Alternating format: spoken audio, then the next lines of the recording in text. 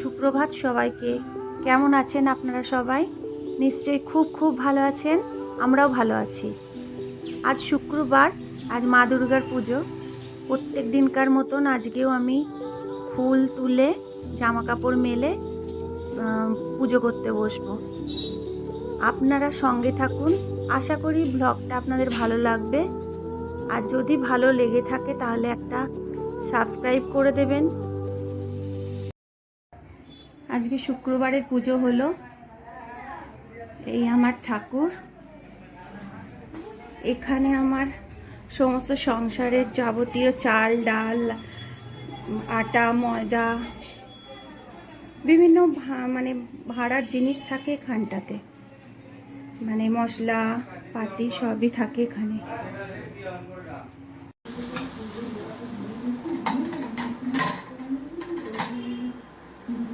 পুজো হয়ে গেছে, ভাতও মোটামুটি হয়ে গেছে, আর একবার বসাবো। এখন করছি চিংড়ি মাছ বাটা।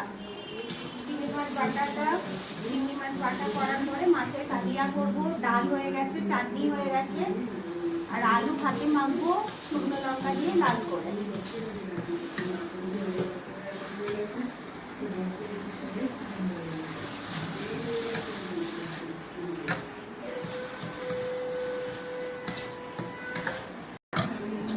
এইটা কমপ্লিট হয়ে গেছে, এবার নামিয়ে নেব।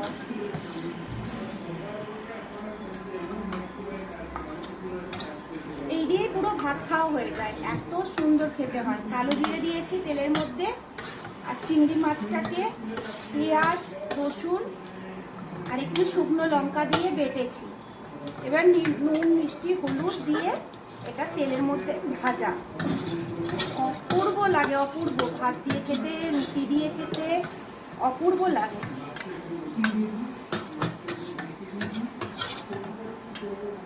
আজকে রান্না করেছি ভাত, আলু পেঁয়াজ দিয়ে শুকনো লঙ্কা দিয়ে মেখেছি আলু ভাতে।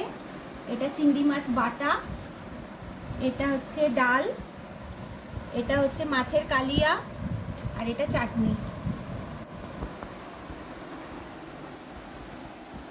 ওরা কখন খাবে জানি না, তুমি খেয়ে নিয়ে আমি একটু মিঠু কেমন হয়েছে গো রান্না?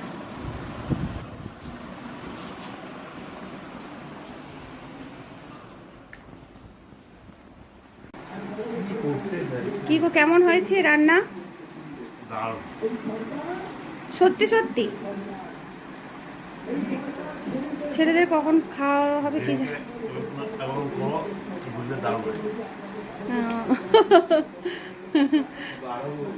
আজকে কি তুমি ওরকম আঙুল চাটলে? আজকে বিশেষ কিছু রান্না আমি করিনি। চিংড়ি মাছের ইয়েটা কেমন হয়েছে বাটাটা? আলু ভাতে শুকনো লঙ্কা দিয়ে মেখেছি, ডাল আর হচ্ছে মাছের কালিয়া চাটনি, আর কিছু করিনি। ও এখানে বসেই খেতে সুবিধা, ও এখানেই খায়।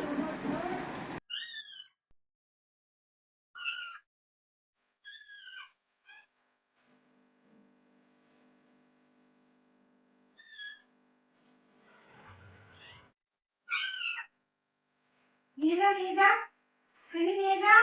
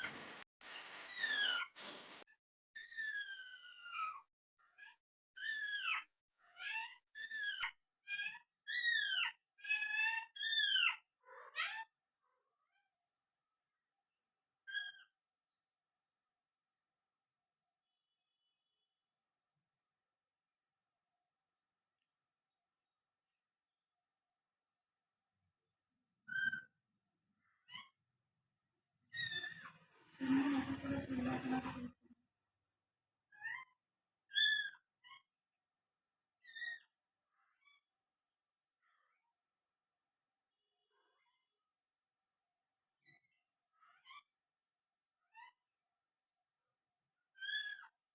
তোল, তুমি মুখে করে তোল, মুখে করে তোল, মুখে করে তোল, তোল। দুটো সিঁড়ি আর তুলতে পারছে না। তোল তোল,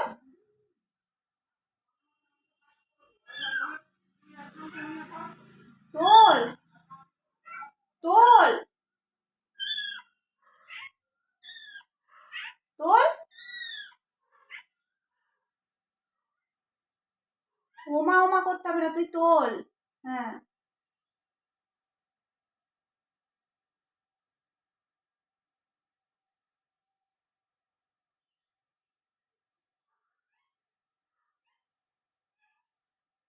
তোল, চিনি তোল।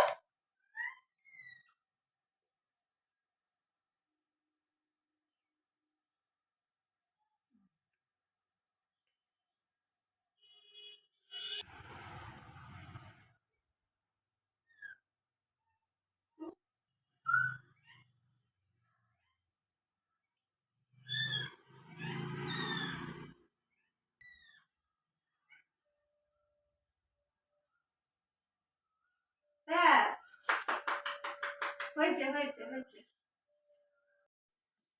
ছাদে টমেটো গাছ বসিয়েছিলাম, সে টমেটো গাছগুলো অনেক দিন আগেই তুলে দিয়েছি, কিন্তু নিচে যে টমেটো গাছগুলো ছিল সেখানে দেখা যাচ্ছে কয়েকটা কাঁচা টমেটো হয়েছে। আগে মাঝেমাদের হাতে এই রান্নাটা খেতে আমার খুব ভাল লাগতো, তাই এই রান্নাটা আমি করে ফেললাম রাত্রিরে রুটি দিয়ে খাওয়ার জন্য। আপনাদের যদি ভালো লাগে তাহলে এই রান্নাটা একবার করে খাবেন, খুব ভাল লাগবে। কাঁচা টমেটোর তরকারি। এবার আমি একটু হলুদ আর নুন দেব, হলুদ আর নুন দিয়ে আলুটা ভালো করে ভাজবো।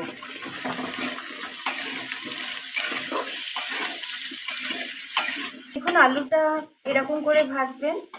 আলুটা মোটামুটি ভাজা হয়ে গেছে। কেন আমি আলুটা আগে ভেজে নিলাম, কেন কি কাঁচা টমেটোটা যখনই তরকারিতে পড়বে তখন ওই টমেটোর যে টকটা থাকে সেটা আলুতে মিশে গিয়ে অনেক সময় আলু সেদ্ধ হতে চায় না, সেই কারণে আমি আগে আলুগুলো ভেজে তুলে রাখছি। এবার আমি কড়াইতে আর একটু সর্ষের তেল দিলাম, তাতে আপনারা দিতেও পারেন নাও দিতে পারেন। এটা একটু পাঁচফোড়ন, আমি জাস্ট একটুখানি পাঁচফোড়ন দিলাম, একটা শুকনো লঙ্কা ফোড়ন দিলাম,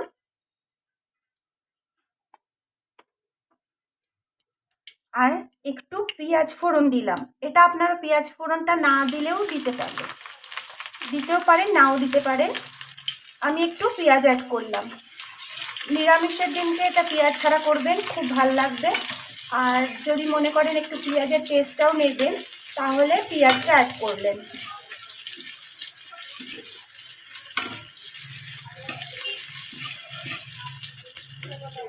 পেঁয়াজটা এরকমভাবে ভাজা ভাজা হতে থাক, তারপরে আমি টমেটোটাকে দেব। আর টমেটোটা যখনই কাটবেন তখন দেখবেন যেন টমেটোর বীজটা বের করে ফেলে দেবেন, যাতে বীজে না অনেক সময় টমেটো একটুখানি তিতকুটে তিতকুটে লাগে, সেই কারণে আমি টমেটোর বীজগুলো সব ফেলে দিয়েছি। ফেলে এরকমভাবে কেটে নেবেন টমেটোগুলো। এবার সেই টমেটোগুলো এখানে দিয়ে দিলাম। টমেটোটা নুন একটু পরে দেবো, কেন কি টমেটোটা না হলে গলে যাবে। এরকমভাবে টমেটোটা একটুখানি ভেজে নেব।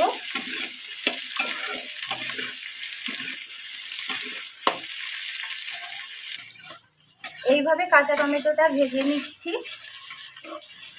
দেখুন খুব একটা নরমও হয়নি, খুব একটা শক্তও নেই। এখন আমি দিয়ে দেব একটু হলুদ, ছোটো চামচের 1 চামচের মতন হলুদ। পরিমাণ বুঝে আপনারা দেবেন। আর একটু কাশ্মীরি লঙ্কার গুঁড়ো। এবার এটাকে একটু ভাজা ভাজা করছি। এতে একটুখানি এবার দিয়ে দেবো চিনি, জাস্ট একটু চিনি দেবেন, আর নাও দিতে পারেন, যারা চিনি খান না তারা দেবেন না। আর একটু টকের জন্য আমরা একটু চিনিটা দিলাম, আর টমেটোটাও যাতে না গলে সেই জন্য একটু চিনিটা এই সময় অ্যাড করলাম। এবার হলুদের গন্ধটা চলে গেছে, এবার আমি দিয়ে দেবো সেই আলু, ভাজা আলুটা।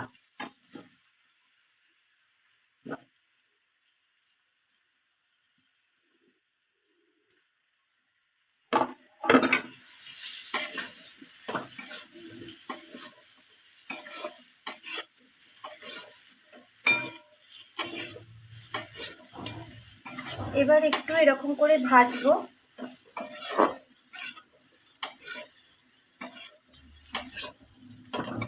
আমি আগে থেকেই একটু সর্ষে, কালো সর্ষে, একটু পোস্ত আর কাঁচা লঙ্কা পিষে রেখেছি, সেটা আমি এখন দেব। তার আগে একটু আমি ওই টমেটোর পরিমাণে একটু নুন দিয়ে নেব, স্বাদ মতন নুন দিয়ে নেবেন।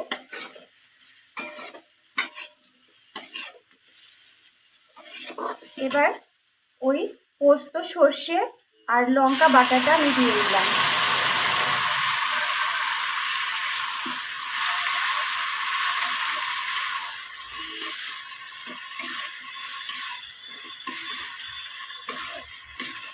জাস্ট একটু জল দেব। এবার ওই মশলা বাটার জলটা যেটা বাটিতে লেগেছিল সেটা ধুয়ে আমি সেই জলটা দিয়ে দিলাম। এইভাবে মিনিট 5 হবে। আমি গ্যাসের ফ্লেমটা একটু কমিয়ে দিচ্ছি। 5 মিনিট পর আবার ফিরে আসছি। 5 মিনিট পর ফিরে এলাম। এবার দেখুন এই তরকারিটা এরকম হয়েছে। এই যে আলুটা কাটলাম সুন্দরভাবে কেটে গেল, আবার টমেটোগুলো প্রায় মানে শক্ত শক্তই আছে, মানে খুব একটা নরমও হবে না, খুব একটা শক্ত হবে না, তবে টেস্টটা ভালো লাগবে। এই হলো। একটু আমি সামান্য সর্ষের তেল, কাঁচা সর্ষের তেল ছড়িয়ে দিলাম, নাড়িয়ে নিলাম।